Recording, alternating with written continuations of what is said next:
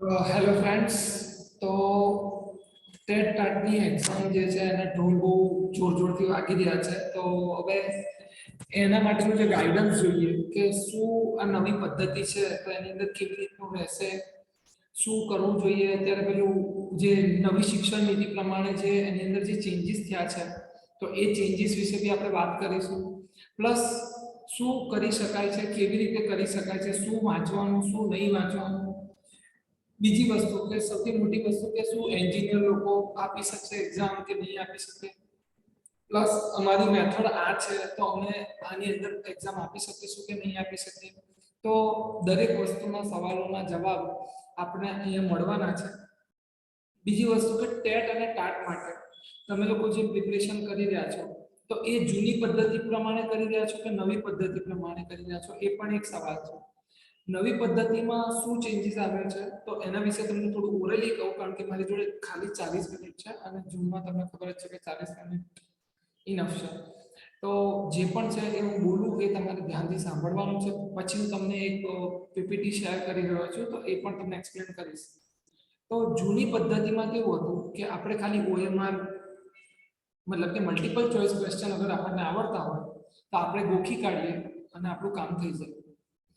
પણ હવે જે નવી પદ્ધતિ આવી છે એની અંદર શું છે તો એની અંદર એવું છે કે ડિસ્ક્રિપ્ટિવ પણ છે, ઇન્ટરવ્યુ પણ છે અને પાઠ આયોજન, જે આપણે ગુજરાતીમાં કહીએ કે પાઠ આયોજન ને ઇંગ્લિશમાં કહીએ લેસન પ્લાનિંગ, તો એ પણ છે. તો શું સર આ ટફ છે કે ઈઝી છે? ઈઝી તો કેવી રીતે છે અને ટફ તો ટફ કેવી રીતે છે? હવે જે લોકોએ બીએડ વ્યવસ્થિત રીતે કર્યું હોય, જે મોટા ભાગના લોકો નહીં કરતા, તો જે લોકોએ વ્યવસ્થિત કર્યું હોય બીએડ તો એ લોકોને ખબર હશે કે પાઠ આયોજન સ્કૂલમાં કેવી રીતે ભણાવવાનું, કેવી રીતે બોલવાનું. પ્લસ બીજું કે જે ચાઇલ્ડહુડ એક કરીને એક સબ્જેક્ટ આવતો હતો, એ સબ્જેક્ટ અહીંયા બહુ ઇમ્પોર્ટન્ટ છે. એ સબ્જેક્ટનું પણ ઘણું ખાસું 30 માર્ક્સનું વેટેજ હોય છે. તો વધારે હું ચર્ચા નહીં કરતા, હું તમને પીપીટી શેર કરું છું તમારી જોડે. તો તમે લોકો આ જુઓ અને સાંભળો કે શું છે આખું.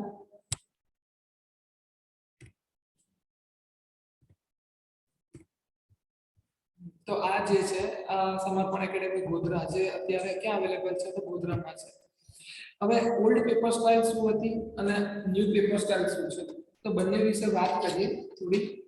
તો ટેટ 1 કોણ આપી શકે, ટેટ 2 કોણ આપી શકે, એના વિશે પહેલા વાત કરીએ. તો ટેટ 1 જે છે, ટેટ 1 જે છે એ ખાલી અને ખાલી પીટીસી અને 12 પાસ પછી પીટીસી કરેલું છે એ લોકો જ આપી શકે. મતલબ કે જે લોકો પીટીસી કર્યું છે અને ક્વોલિફાય થયા છે, મતલબ કે 12 પાસ પછી પીટીસી, અને તો એ લોકો જ આપી શકશે. સેકન્ડરી ટેટ 2 શું છે તો ટેટ 2 પીટીસી વાળા એ અગર ગ્રેજ્યુએશન કર્યું છે, અગર મતલબ કે એ લોકોએ ગ્રેજ્યુએશન કર્યું છે અને પાછું બીએડ બી કર્યું છે, તો એ લોકો જોડે બે ચાન્સ છે. કયા કયા? તો એક, એ તો ટેટ 1 તો આપી જ શકે છે. બીજું ટેટ 2 પણ આપી શકે છે. ટેટ 1 અને ટેટ 2 ની અંદર ફરક શું છે તો ટેટ 1 ની અંદર ઓન્લી પીટીસી, બરાબર, એટલે કે જે ખાલી પીટીસી કરીને પછી ખાલી પીટીસી કરીને જે લોકોએ ભણવાનું છોડી દીધું છે, બરાબર, 12 પાસ પછી પીટીસી કરીને, તો એ લોકોને ખાલી ટેટ 1 જ આપવા મળશે. પણ ટેટ 2 તો પીટીસી પછી ગ્રેજ્યુએશન બી કર્યું હોય, ગ્રેજ્યુએશન તો તમે સમજો છો બીએસસી, બીએ, બીકોમ અથવા તો બીસીએ, એમસીએ, એ લોકોને કમ્પ્યુટર સબ્જેક્ટ ઉપર મતલબ કે એક્ઝામ આપવા મળશે. બીજું ટેટ 1 એટલે 1 થી 5 ધોરણ. ટેટ 1 મતલબ 1 થી 5 ધોરણ. માર્કની પદ્ધતિ આ જ છે, આ જ પદ્ધતિ જૂની જે પદ્ધતિ છે એ જ પ્રમાણે પર્સન્ટેજ ગણાશે. પણ નવી પદ્ધતિમાં શું ફેરફાર થયો છે આપણે જોઈશું. બીજું આપણે ચેક, હવે પીટીસી પ્લસ ગ્રેજ્યુએશન. હવે આના માર્ક સિસ્ટમ કેવી છે તો અહીંયા તમે જે રિટર્ન એમસીક્યુ વાળી એક્ઝામ આવશે ટેટ, એ તમે 50% માર્ક્સ એના કન્સિડર થશે. પીટીસી ના 25, એચએસસી ના 20, ગ્રેજ્યુએશન ના જે છે 5%. પણ ટેટ 2 ની અંદર એટલે કે 6 to 8 ધોરણ સ્ટાન્ડર્ડ, 6 થી 8 ધોરણ માટે, 6 થી 8 ધોરણ માટે શું તો અગર એ લોકોએ માસ્ટર્સ કરેલું હશે તો એમને ફાયદો થશે. માસ્ટર્સ અને પોસ્ટ ગ્રેજ્યુએશન, સપોઝ કે એમએસસી કરેલું છે અને એમએડ બી કર્યું છે તો એમને 10 ને 5 15% નો જે રેશિયો છે એ વધી જશે એટલે સર આ માસ્ટર્સ અને પીજી એ કોના માટે તો માસ્ટર્સ અને પીજી જે છે એ લોકો ટાટ 2 પણ આપી શકશે ઓકે ટાટ 2 પણ આપી શકશે તો એના વિશે પણ આપણે વાત કરીશું તમે અત્યારે બસ ખાલી જે હમણાં જોઈન થયા છે તો એ લોકો કોઈ ટેન્શન ના લે આ વિડિયો આખો રેકોર્ડ થઈને તમને મળી જશે અત્યારે બસ ખાલી ફ્લો જોડે તમે જોઈન થઈ જાઓ હજુ કંઈ બહુ બધું નથી ટેટ 2 70% માર્ક્સ અગર તમે 150 માર્ક્સની એક્ઝામ છે તો એમાંથી જે માર્ક્સ લાવતો એના 70% થઈ જશે બીએડ ના 5% એમએડ અગર કર્યું હોય તો અગર ના કર્યું હોય તો નહીં ગણાય ગ્રેજ્યુએશન ના 10% ગણાશે અને પીજી ના 10% 6 to 8 સ્ટાન્ડર્ડ માટે બીજી વાત કરીએ તો હવે આ ટેટ 1 એટલે શું તો ગ્રેજ્યુએશન પ્લસ બીએડ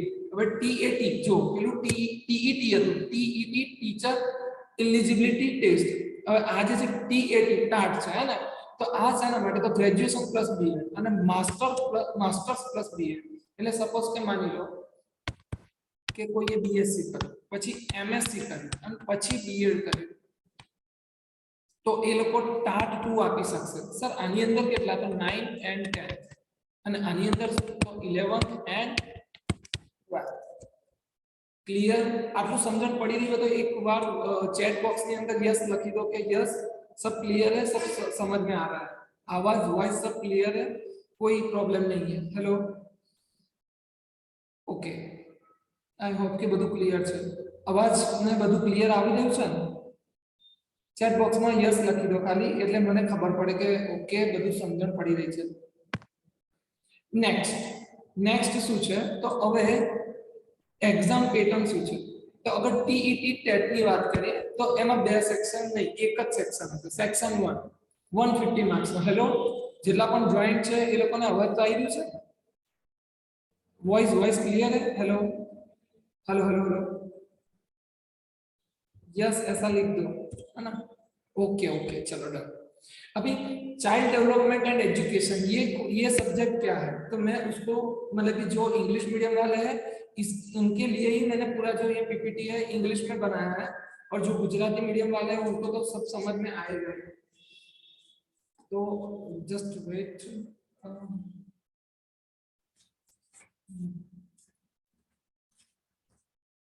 एक આપણે સબ્જેક્ટ આવતો તો ચાઇલ્ડહુડ નો તો એ જે સબ્જેક્ટ છે એ સબ્જેક્ટની આખા એ સબ્જેક્ટમાંથી 30 માર્ક્સ નો પૂછાશે લેંગ્વેજ હવે આપણે આ હિન્દી સંસ્કૃત સિંધી ઉર્દू पंजाबी नहीं सर आ तुमने खबर कई રીતે પડે तो ये मुझे कहां से मालूम पड़ा कि अदर स्टेट में इस पैटर्न से एग्जाम ऑलरेडी ले लिया है मतलब બીજા જે સ્ટેટ છે એની અંદર આ પદ્ધતિથી એક્ઝામ લેવાઈ ચૂકી છે अच्छा तुमने सिलेबस की बात करें तो इसमें क्या आएगा child development okay age limit क्या है अच्छा एज लिमिट है ना वो नोटिफिकेशन में आता है अभी कोरोना की वजह से उन्होंने 2+ कर दिया है आई थिंक 34 कर दिया है 34 तक सब लोग दे सकते हैं पहले 33 था तो 35 हो गया है ओबीसी वाला का 32 हो गया है बढ़ गया है ना 2 साल तो अभी इसमें क्या है तो देखो child development meaning and concept of learning and it's process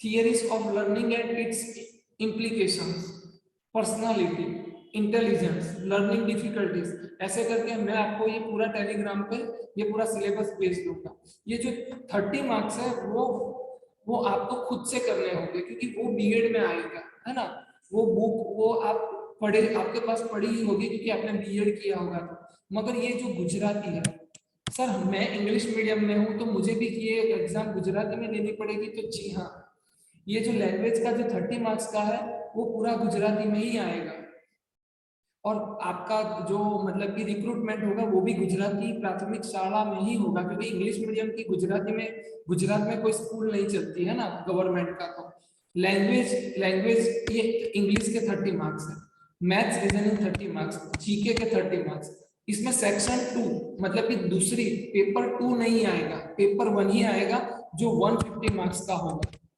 ठीक है अभी क्या हुआ कि ये पुराना पैटर्न है अभी नया पैटर्न में क्या हुआ है तो नया पैटर्न में कुछ बदला नहीं है यही है टेट 1 में तो यही है मगर टेट TAT और 6 to 8 में सब चेंज हो गया है। अभी मैं पहले पुराने मेथड का बात कर रहा हूँ, अभी ये टेट 2 में, तो टेट 2 के अंदर सेक्शन 1 और सेक्शन 2 दोनों है। सपोज कि आपका मेथड है गुजराती, तो उसमें गुजराती का 75 मार्क्स का पेपर आएगा। पहले आता था वो भी ऑब्जेक्टिव आता था, मगर अभी क्या हो गया है, ये डिस्क्रिप्टिव हो गया है। क्या हो गया है? डिस्क्रिप्टिव। अभी ये डिस्क्रिप्टिव क्या है? डिस्क्रिप्टिव मतलब गुजराती में बोलो तो वर्णनात्मक, मतलब कि पूरा आंसर जैसे हमने बीएड की एग्जाम में या एमएड की एग्जाम में लिखा होगा, वैसे ही हमको हमारे सब्जेक्ट के क्वेश्चन सॉल्व करके जगह दी होगी, उसमें सॉल्व करके देने होंगे। ठीक है, समझ आ रहा है? तो सर बाकी का पोर्शन क्या है? तो बाकी का सेम है, मगर इसमें वेटेज थोड़ा कम है। जैसे कि गुजराती 12 मार्क्स का ये, इंग्लिश 12 मार्क्स का ये, मैथ्स रीजनिंग 12 मार्क्स का ये, जीके के बारे में हम डिटेल में बात करेंगे। मगर अभी क्या है कि अभी आप पहले सब समझ लो। और चाइल्डहुड वो जो सब्जेक्ट है उसका 13 मार्क्स का। अभी क्या है कि सेक्शन 2 पूरा डिस्क्रिप्टिव होगा। डिस्क्रिप्टिव होगा मतलब कि आपको खुद से आंसर लिखने होंगे। अभी सर इसमें क्या क्या हो सकता है दूसरा, तो उसमें अगर वो लोग चाहे, सॉरी, मिनिमम पासिंग कितना रहेगा, कुछ भी नहीं है, ऐसा नहीं होता। वो डिपेंड करता है ओवरऑल मेरिट पे, महेंद्र जी, है ना। वो पूरा डिपेंड करता है किसके ऊपर? ओवरऑल मेरिट पे। ठीक है, वो डिपेंड करेगा कि कितने लोग पास होते हैं और कितनी जगह है, वो मेरिट रिवाइज हो रहा है। आपको मालूम होगा कि अभी चौथा राउंड पड़ा है, चौथा राउंड में सब लोग 62 मार्क्स वाले भी नौकरी लग रहे हैं। क्यों? क्योंकि गवर्नमेंट को अभी नया भर्ती, मतलब कि એમને નવી ભરતી પાડવાની ઈચ્છા દેખાતી નથી, પણ એમને નવી ભરતી લેવી જ પડશે, કારણ કે નેક્સ્ટ યર બીજા 16,000 શિક્ષકો રિટાયર થાય છે। तो अगर એ લોકો રિટાયર થયા તો શિક્ષકો તો જોઈશે જ જોઈશે। તો એટલે આપણે અત્યારથી પ્રિપેરેશન કરવાનું શરૂ કરીશું, તો આ કોમ્પિટિશનને આપણે લાગે मतलब કે કોમ્પિટ કરી શકીશું। સર કેમ કોમ્પિટિશન વધારે છે? કારણ કે જે લોકો 2013 કે 17 ની અંદર એક્ઝામ આપી છે એ લોકો રહી ગયા છે, તો એ પણ કોમ્પિટિશન આપણી જ છે। Will you share PPT after meeting? Yes, of course, है ना। I will share it। चलो नेक्स्ट। अभी क्या है कि ये जो मतलब कि ये जो पूरा सिलेबस है, अभी ये सिलेबस के रिगार्डिंग ही एग्जाम होगा, मगर डिस्क्रिप्टिव आ गया है, कुछ भी चेंज नहीं हुआ है, सारा प्रोसेस वही है।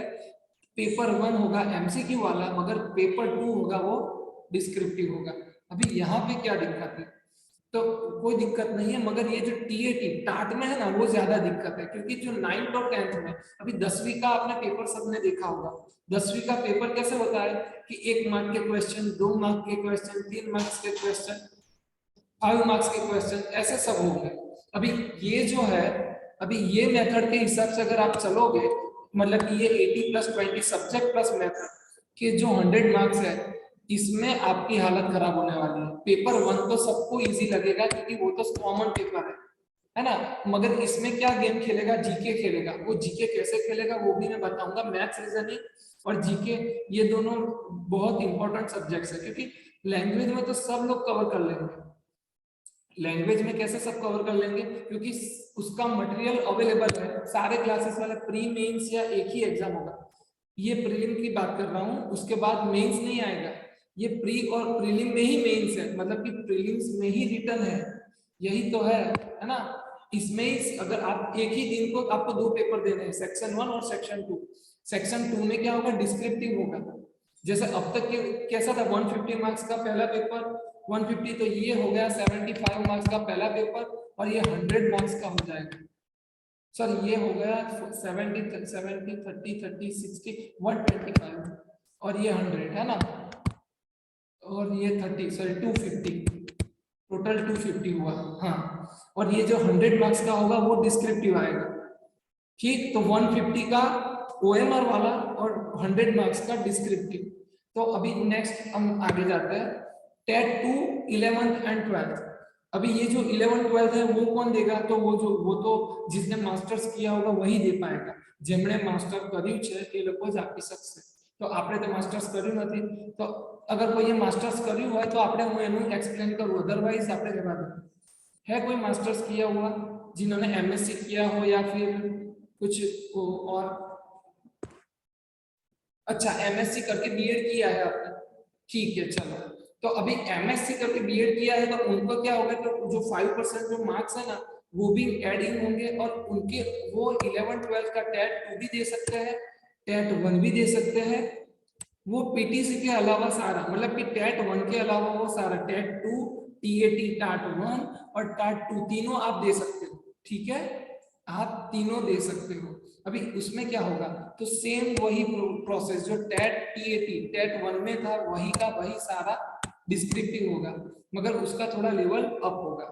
अभी सर नए मेथड में क्या ऐड हुआ है, तो नए मेथड में ये जो हुआ है, okay, CTET for 11th and 12th, no no no no, CTET नहीं नहीं, वो तो सेंट्रल तो आप सब लोग दे सकते हो, वो तो कोई भी दे सकता है, वो हर बार वो साल में 2 बार लेते हैं ना वो सी टेट, वो तो आप कोई भी दे सकता है, ठीक है।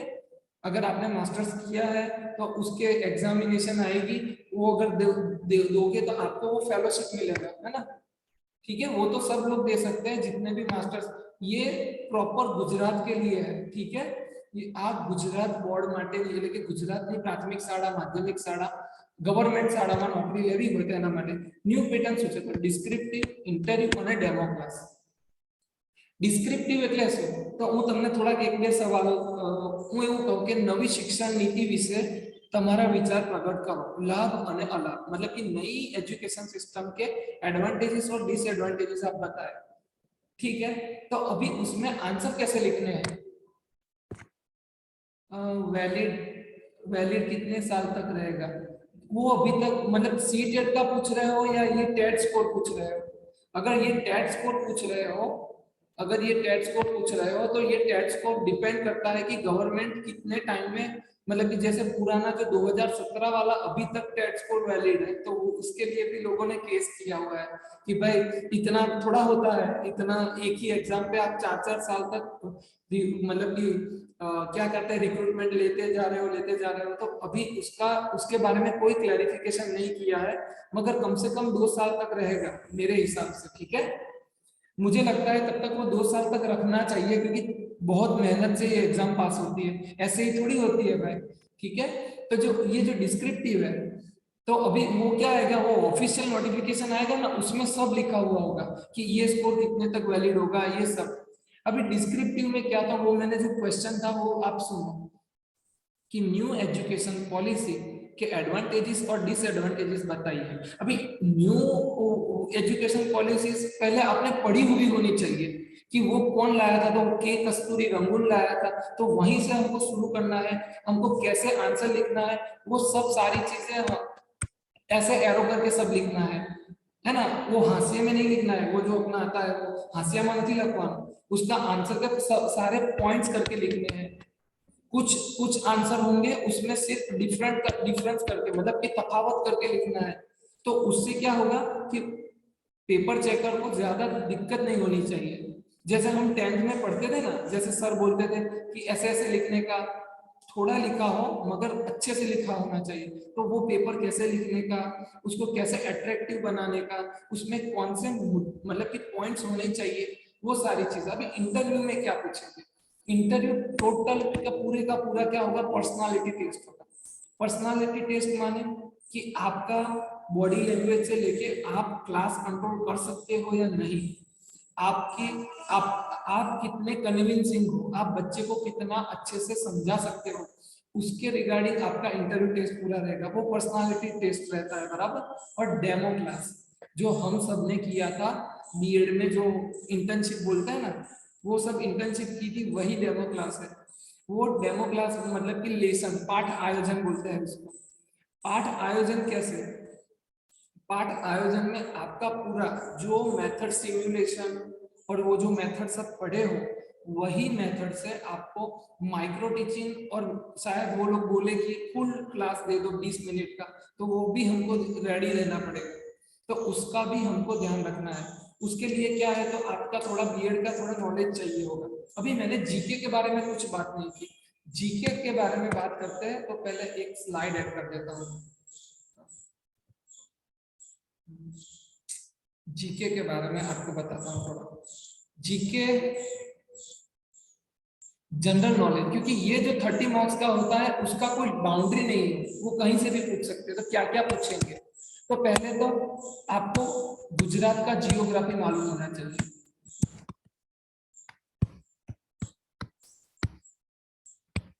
जो अभी जितने भी ऑनलाइन या मार्केट में जितने भी क्लास सेल हो रहे हैं वो टेट टाट के नहीं हो रहे हैं। मैं अभी आपको लिखित में चैलेंज करके देता हूँ कि आप अगर परचेस कर रहे हो तो बहुत सोच समझ के परचेस करना, क्योंकि उसमें वो लोग जनरल बैच जो तलाटी और उसकी होती है ना, वो उसकी बैच आपको चिपका रहे हैं और आपको तो सिर्फ 30 मार्क का ही करने का है।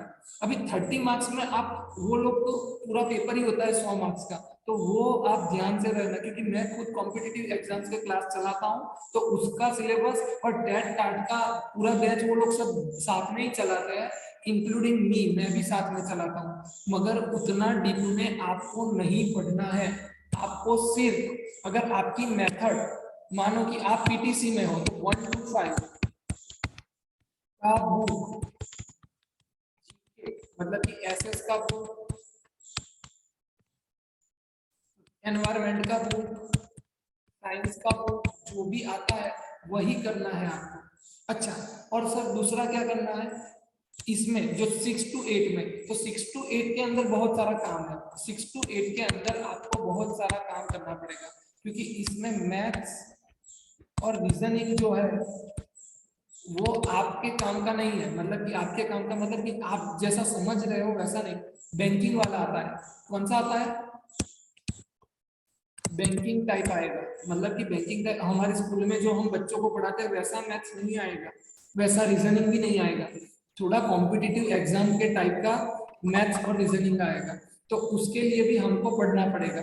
ठीक है, next Indian geography, Gujarat geography, polity, Indian polity, वो तो सब्जेक्ट हमारा बीएड में भी आता था, बराबर। Indian polity, Indian polity subject क्या है?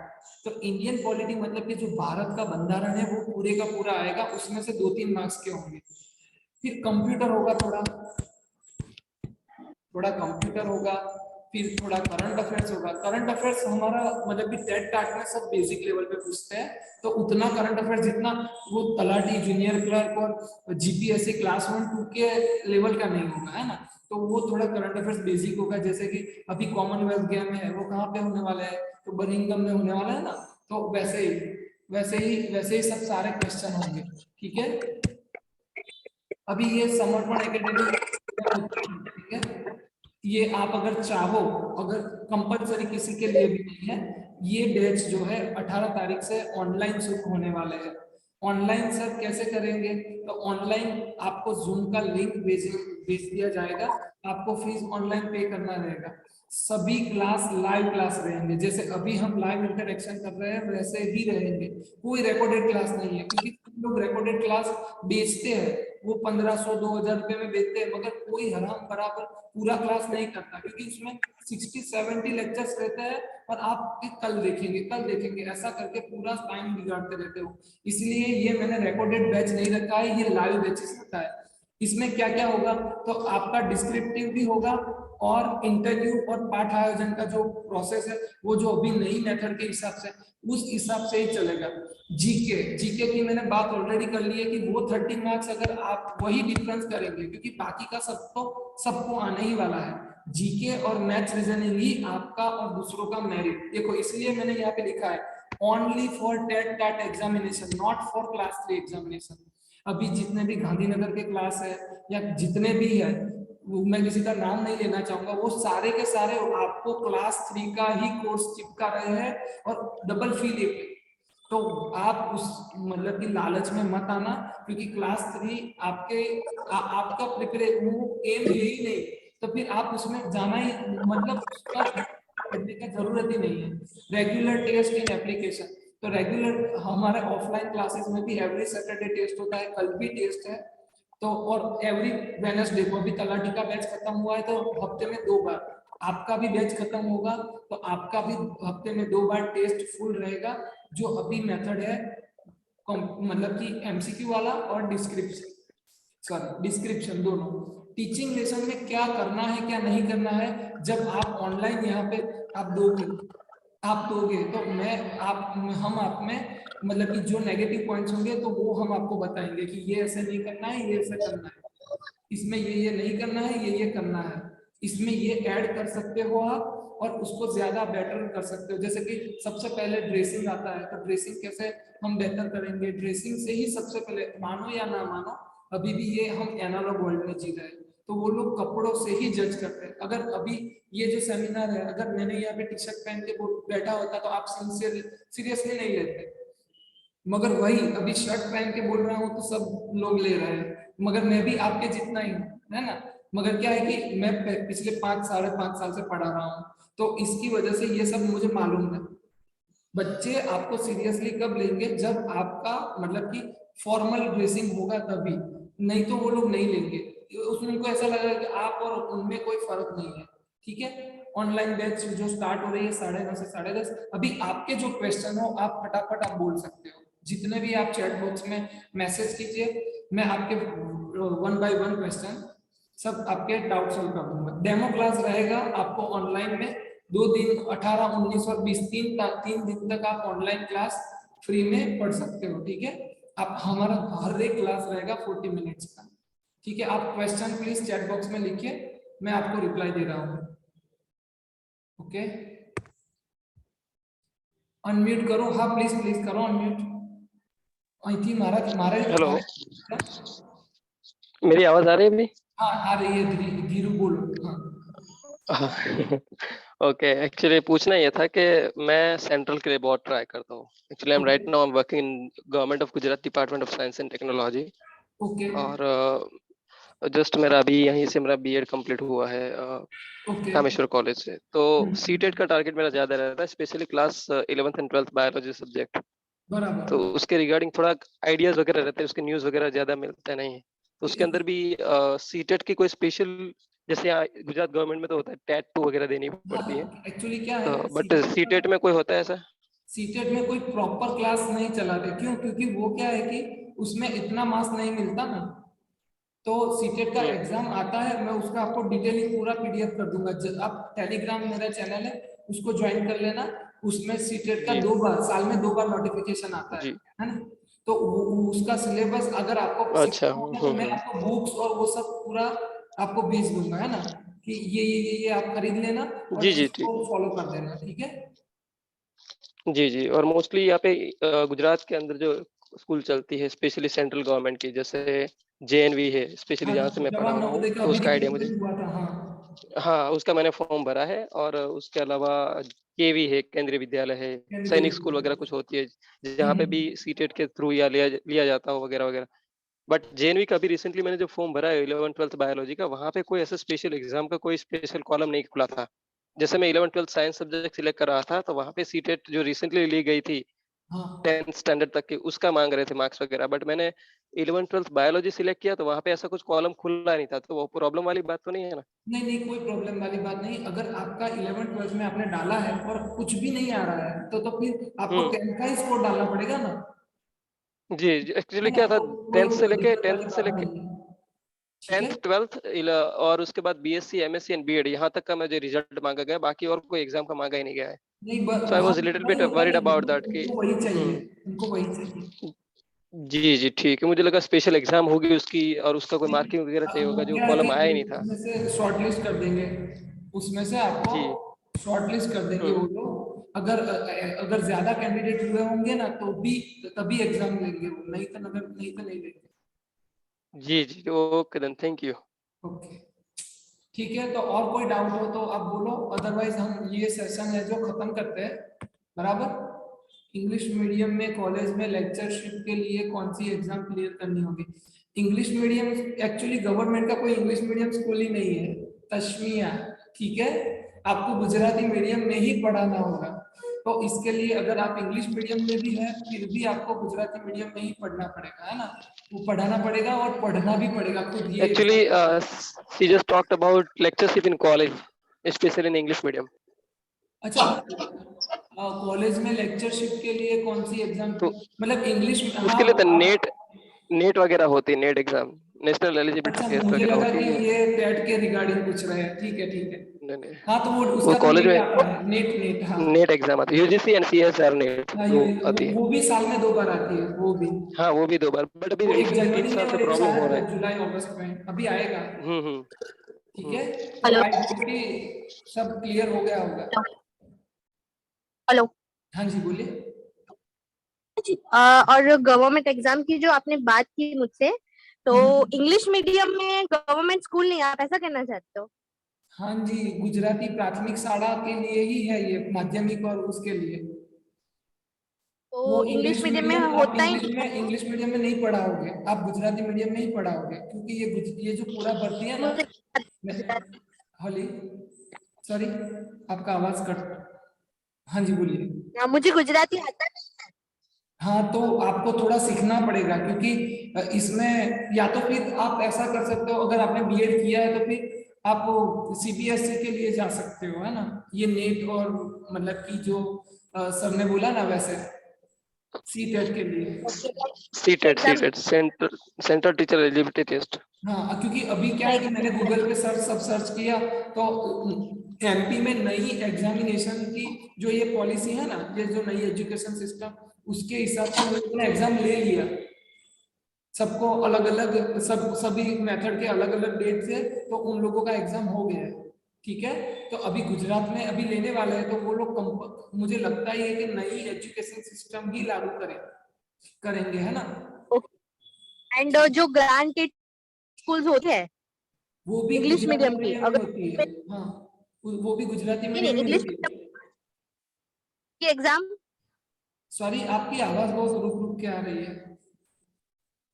ऐसे बोल रही हूँ, जो ग्रांटेड स्कूल होती है वहां हाँ पे जी। तो हाई स्कूल हायर सेकेंडरी में तो होते टीचर्स इंग्लिश मीडियम में, उसके लिए क्या हम्म। करना है? वो उसके देखो, मैं अभी इस पे कमेंट नहीं करूंगा, क्योंकि वो मैं 100% श्योर नहीं हूँ। जो पुराने परिपत्र है वो मैंने स्टडी किया है, तो उसमें क्लियरली लिखा है कि कोई इंग्लिश मीडियम का होगा या गुजराती मीडियम, वो गुजराती प्राथमिक शाला में ही या माध्यमिक शाला में ही या फिर हायर सेकेंडरी में पढ़ाएगा। अभी इंग्लिश मीडियम के बारे में अगर कुछ मेंशन होगा तो मैं आपको जरूर से टेलीग्राम चैनल पे अपडेट कर दूंगा। ठीक है। मुझे हेलो हेलो। है, पर मुझे इंग्लिश मीडियम का ही जानना है, क्योंकि मुझे गुजराती बिल्कुल पाएगा ही नहीं है हाँ, शायद। वो बात सही है, मगर इंग्लिश मीडियम के बारे में कोई ऐसा अपडेट नहीं है, इस प्रोसेस में तो नहीं है, शायद सी टेट और वही है, मतलब कि वो जो सेम नेट और। सेम इसी में सेम हाँ इसी मेरा ही है। सपोज मुझे गुजरात गवर्नमेंट में ट्राई करना हो तो सिर्फ और सिर्फ इंग्लिश सब्जेक्ट पढ़ाना हो तो मैं कर सकता हूँ। हाँ, बस वही एक बाकी ही जो मेरा सब्जेक्ट है शायद। डेडिकेटेड, हाँ, बराबर बात कर रहे हो आप। बाकी बाकी यदि मुझे सेंट्रल में ट्राई करना पड़ेगा इंग्लिश मीडियम के लिए, स्पेशली सीबीएसई बोर्ड की जो स्कूल्स होती है वहाँ पे। ठीक है, अभी क्या है कि दस ओके, थैंक मिनट बाकी, हाँ 10 ही मिनट बाकी है, आप जल्दी से आप पूछ सकते हो जो भी पूछना है, क्योंकि मीटिंग एंड हो जाएगी फिर। यू। हेलो। हेलो। हाँ, जी और कोई थैंक यू सो क्वेश्चन है मच तो फॉर दिस। प्लीज पूछिए। नहीं जी नहीं, नहीं, thank you thank so you. Much. Okay, तो आई होप कि जो पूरा जो गुजरात बोर्ड का जो है प्रोसेस वो आपको मालूम पड़ गया होगा। अगर आपको सी टेट और नेट के बारे में जानना है तो मैं उसके ऊपर भी थोड़ा स्टडी करके वो जो आपके काम का है मैं उसका भी वीडियो आपको आपके साथ शेयर कर दूंगा। ठीक है, टेलीग्राम जरूर। चैनल, ये आप मेरा नंबर है, इसके ऊपर आप हाई लिख के भेजना, तो मैं आपको टेलीग्राम चैनल आपको भेज दूंगा। ये मेरा व्हाट्सएप नंबर है। ठीक है, 87808909। ठीक है, चलो, जय हिंद, जय भारत, मिलते हैं फिर नेक्स्ट सेशन में। Bye bye. Bye bye.